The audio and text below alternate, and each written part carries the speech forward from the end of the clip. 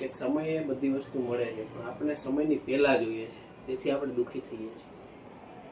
ત્રીજી વસ્તુ, ખુદને ઓળખો. આ દુનિયામાં જોવાલાયક ઘણા બધા સ્થળો છે, સારા સુંદર સ્થળો છે ને મિત્રો, ઘણા બધા સ્થળો, પણ આપણે ખુદને ઓળખવાની જરૂર છે. આપણે ખુદની અંદર જોવાની જરૂર છે. ભગવાન એવું કહે છે કે તમે ખુદને ઓળખો, કે તમારામાં શું તાકાત છે, તમે કયા લેવલ ઉપર કામ કરી શકો, તમે શું કરી શકો, તમે શું વિચારી શકો, તમે શું બની શકો અને તમે શું દુનિયાને આપી શકો.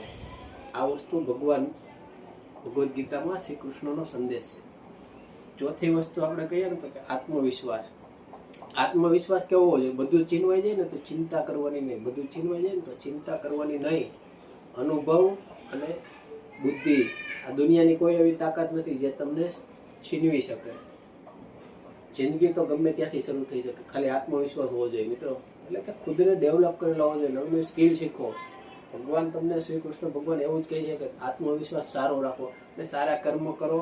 આત્મવિશ્વાસ હોવો જોઈએ, ખુદને ઓળખો અને તમારા વિચાર કેવો હોવો જોઈએ. વિચારની વાત કરીએ ને તો વિચાર હંમેશા સારા હોવા જોઈએ. સુખના વિચાર કરશો ને તો સુખી થશો, દુઃખના વિચાર કરશો ને તો દુઃખી થશો. માટે તમારો વિચાર હંમેશા સારો હોવો જોઈએ. વિચાર હંમેશા સારો હોવો જોઈએ. વિચાર કેવો હોવો જોઈએ? વિશાળ હોવો જોઈએ.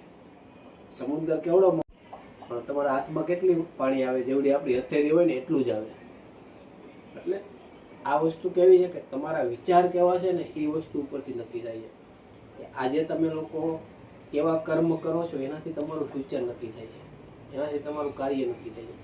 અસ્તુ, થેન્ક યુ વેરી મચ.